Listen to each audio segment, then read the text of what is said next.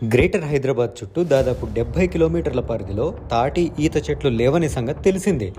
ఈ చెట్లు లేకుండా కళ్ళు దుకాణాలు కొనసాగిస్తే కళ్ళు కల్తీ అయ్యి ప్రజల ప్రాణాలు కోల్పోయే ప్రమాదం ఉంది. ఇది పసిగట్టిన కాంగ్రెస్ దివంగత సీఎం వైఎస్ రాజశేఖర రెడ్డి గారు హైదరాబాద్లో ఉన్న కళ్ళు దుకాణాలపై బ్యాన్ విధించారు.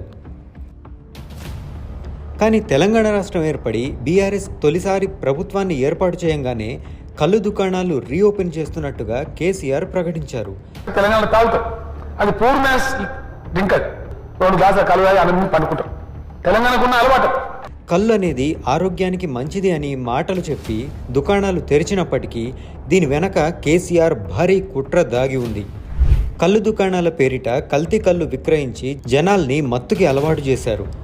ఈ కల్తీ కళ్ళు కేవలం నగరంలోనే కాకుండా రాష్ట్రమంతటా విస్తరించేలాగా చేశారు. ఈ కల్తీ కళ్ళు మాత్రమే కాదు, నార్కోటిక్స్ శాఖని బలహీనపరిచి గంజాయి, డ్రగ్స్ విచ్చలవిడిగా విక్రయించారు. కేసీఆర్ తీసుకున్న ఈ స్వార్థపూరిత నిర్ణయాల వల్ల ఎంతోమంది సామాన్యుల జీవితాలు బలయ్యాయి. 10 ఏళ్లలో కల్తీ కళ్ళు తాగి వేలాది మంది ప్రాణాలు కోల్పోయారు. గంజాయి, డ్రగ్స్ మత్తులో జీవితాల్ని నాశనం చేసుకున్నారు. తనని రాజకీయంగా ప్రశ్నించే గొంతులు ఉండొద్దనే స్వార్థంతో ఇట్లా పేద వర్గాలని కల్తీ కళ్ళుకి, యువతని గంజాయికి, సంపన్న వర్గాల్ని డ్రగ్స్ మత్తుకి బానిసల్ని చేశాడు. ఇలా కేసీఆర్ అండ్ కో తెలంగాణ సమాజాన్ని సర్వనాశనం చేసింది.